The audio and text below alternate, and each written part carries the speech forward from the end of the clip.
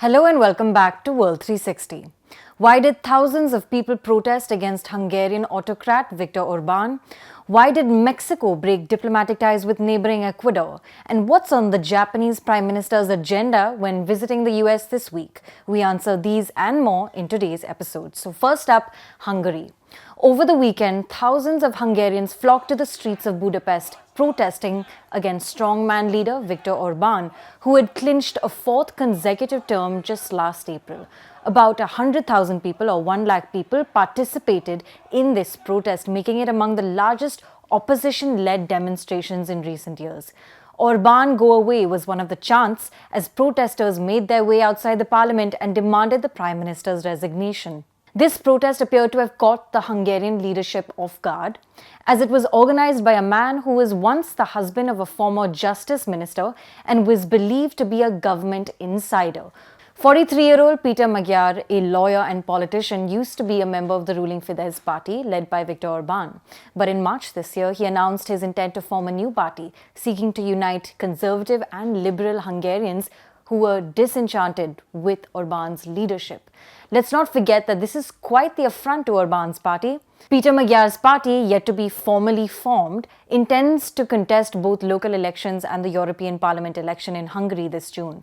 Polls say that if Magyar's party were to contest today, it would grab 13% of the vote, which may be small but not insignificant. Peter Magyar hit headlines in February this year when he became a whistleblower who exposed alleged corruption in Orbán's government. On 26th March, he posted an audio recording on social media, purportedly of his ex-wife and former Justice Minister, Judith Varga, acknowledging that government officials pressured prosecutors to tamper with evidence in a major corruption case. We will take back our country step by step, brick by brick, and build a new country, a sovereign, modern, and European Hungary, Peter Magyar told scores of supporters during the recently held protest in Budapest last weekend.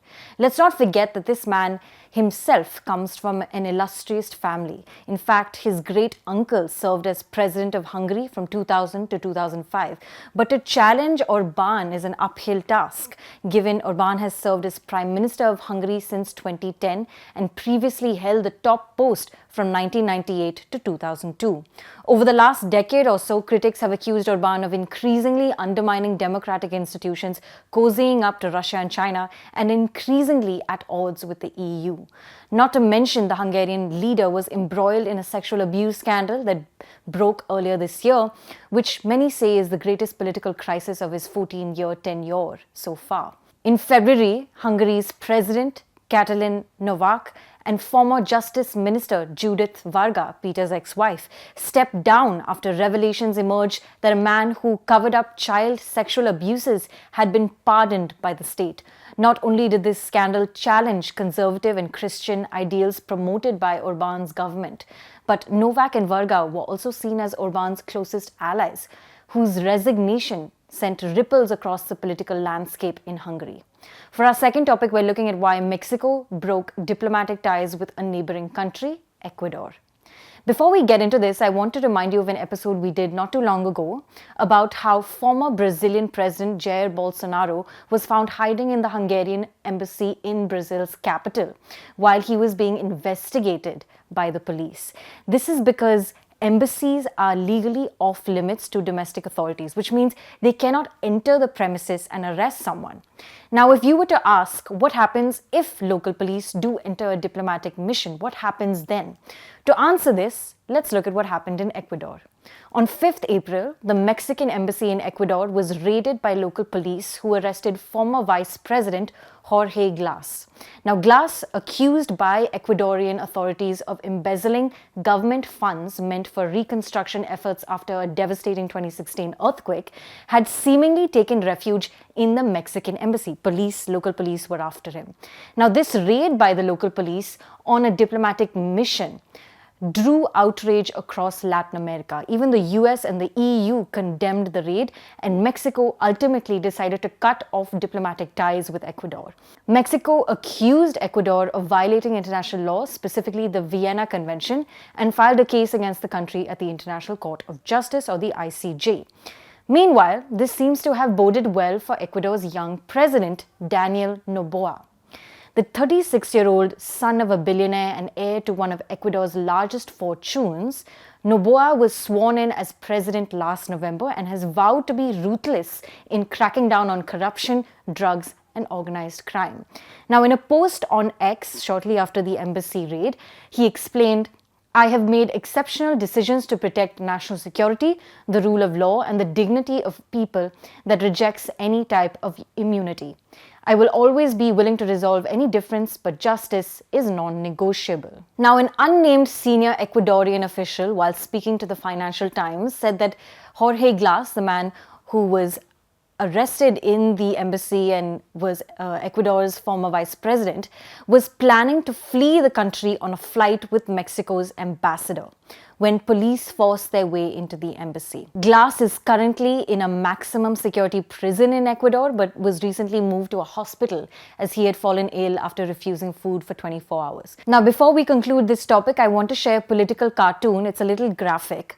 And this cartoon was shared by a famous Mexican journalist, Alina Duarte. And she posted this in response to the Ecuador president's justification for the embassy raid. She said the young president's actions reminded her of Felipe Calderón, Mexico's former president from 2006 to 2012, who famously declared war against the country's drug cartels and even dispatched the Mexican army to carry out the crackdown. Now, Duarte argues that Ecuador's president, like Felipe Calderón, is trying to gain legitimacy with the use of force and could be entering into a war against cartels that never ends. For our last topic, we're looking at Japanese Prime Minister Fumio Kishida's visit to the US this week. He will hold a summit with US President Joe Biden that's meant to achieve a major upgrading of the US-Japan defense alliance. This could mean expanding arms and equipment and technology cooperation. Kishida will also take part in a first-ever summit of the US, Japanese, and Philippine leaders in Washington in a show of cooperation amid an increasingly assertive China. Recently, we at ThePrint explained the recent clash between Philippines and China in the South China Sea, where Manila accused Beijing of using water cannons and injuring its Coast Guard personnel. If you recall, the Indian Foreign Minister Jaishankar was in the Philippines recently and said the country must be allowed to defend its territorial sovereignty. Therefore, given the spate of tensions in the South China Sea, Kishida's visit to the US this week, as well as the summit he is to chair with Biden and Philippines President Bongbong Marcos Jr., is incredibly significant. Not to mention, this would be the first visit of a Japanese Prime Minister to the US in 9 years. During his 6-day trip, Kishida is also expected to deliver an address before the US Congress. Now, when Shinzo Abe spoke before the US Congress in 2015, Japan was just in its early days of shaping a new foreign policy after years of relative isolation on the geopolitical stage. Mind you, this was the first time ever that a Japanese PM spoke before US Congress and was historic in its own way. But the Japan of today is not the Japan of 2015. It has leaned further into America's orbit amid an increasingly aggressive China.